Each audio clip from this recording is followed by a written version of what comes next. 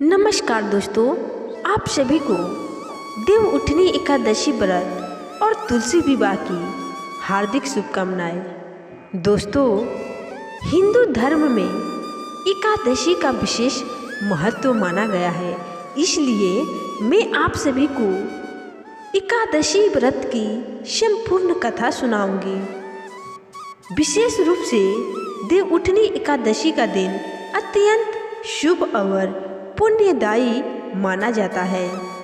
हर साल कार्तिक मास के शुक्ल पक्ष की एकादशी तिथि को देव उठनी एकादशी का व्रत रखा जाता है और इस बार 2025 में देव उठनी एकादशी का व्रत 1 नवंबर और 2 नवंबर को मनाया जा रहा है।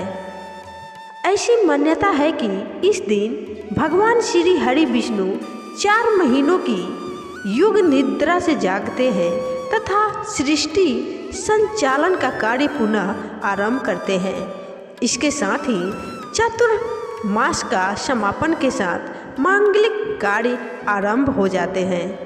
देव उठनी एकादशी के दिन भगवान विष्णु को जगाने के साथ व्रत रखने का विधान है।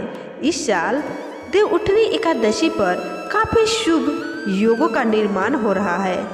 इस दिन विधिवत पूजा करने के साथ साथ अंत में इस व्रत की कथा को अवश्य पढ़ना चाहिए।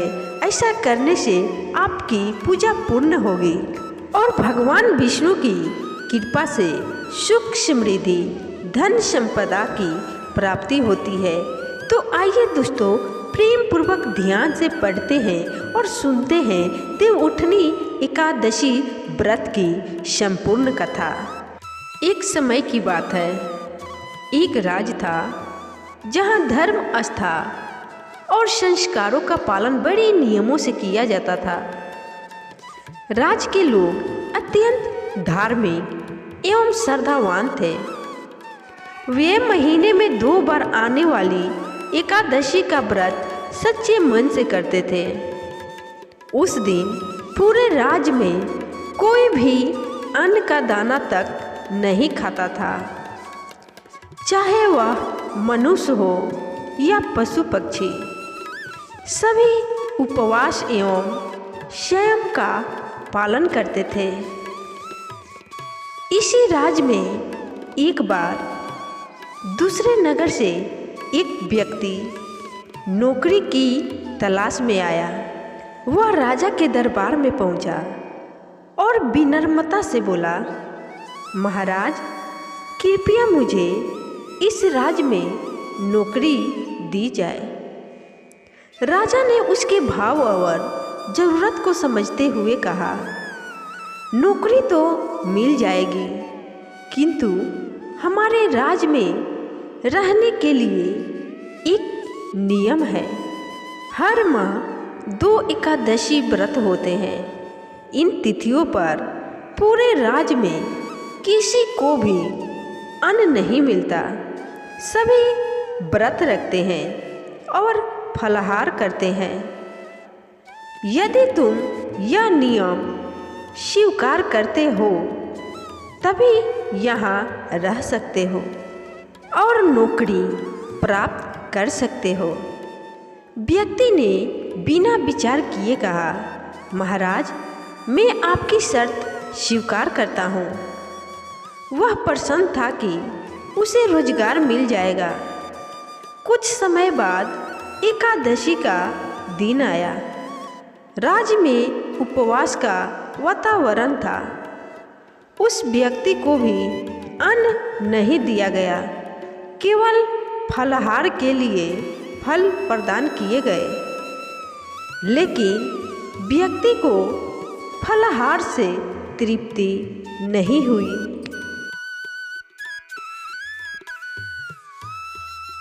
वह सीधे राजा के पास पहुंचा और बोला, महाराज, फल खाकर पेट नहीं भरता, कृपया मुझे अन्न दे दीजिए, वरना भूख से मेरे प्राण निकल जाएंगे। राजा ने उसे पुनः नियम समझाया, परंतु वह व्यक्ति लगातार खाना मांगता रहा।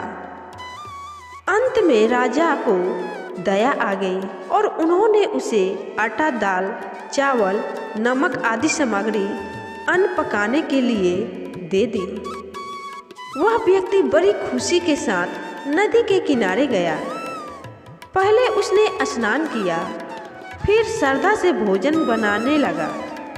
जब भोजन तैयार हुआ तो उसने आसन लगाया और आंखें बंद कर भगवान विष्णु का ध्यान करते हुए कहा, हे प्रभु, भोजन तैयार है, आप पहले प्रसाद ग्रहण करें, उसके बाद मैं भी भोजन करूंगा। उसकी सच्ची भक्ति और भावना देखकर भगवान विष्णु स्वयं प्रकट हुए और भोजन ग्रहण किया। फिर वे अपने धाम लौट गए। व्यक्ति भी भोजन कर प्रसन्नतापूर्वक अपने कार्य में लग गया।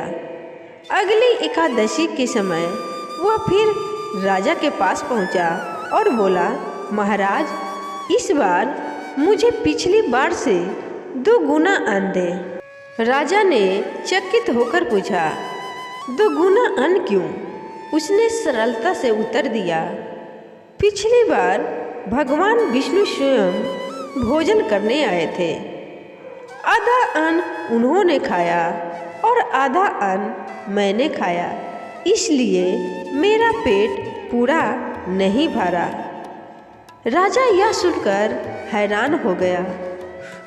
उन्होंने मन ही मन सोचा, मैं तो वर्षों से एकादशी का व्रत करता हूँ, भगवान की पूजा करता हूँ, फिर भी आज तक दर्शन नहीं हुए और यह व्यक्ति कहता है कि भगवान उसके बुलाने पर भोजन करने आए थे। राजा ने सत्य जानने का निश्चय किया। अगली एकादशी को वह छिपकर नदी किनारे पहुंच गया। व्यक्ति फिर आया, स्नान किया और भोजन तैयार किया। उसने पूर्व की तरह यानी कि पहले की तरह हाथ जोड़कर भगवान को बुलाया, परंतु उस दिन भगवान प्रकट नहीं हुए। उसने बार बार प्रार्थना की पर कोई चिन्ह नहीं दिखा। आखिर उसने भगवान से व्याकुल होकर कहा, यदि आप नहीं आए तो मैं अपने प्राण त्याग दूंगा। और वह नदी में कूदने को ही था कि उसी क्षण भगवान विष्णु साक्षात प्रकट हुए और उसे रोक लिया। भगवान ने कहा, वत्स, तुम्हारी सच्ची भक्ति ने मुझे बांध लिया है। फिर उन्होंने उसके साथ भोजन किया और भोजन के बाद उसे अपने विमान पर बैठाकर वैकुंठ धाम ले गए। यह दिव्य दृश्य देखकर राजा की आंखें खुल गई। उसे समझ आ गया कि व्रत का मूल्य केवल बाहरी आडंबर में नहीं बल्कि शुद्ध मन, सच्ची भावना और निष्कपट भक्ति में है। केवल औपचारिकता से व्रत करने वालों को फल नहीं मिलता, बल्कि वह फल उसे मिलता है जो तन मन धन से पूर्ण प्रेम और समर्पण के साथ भगवान को पुकारता है।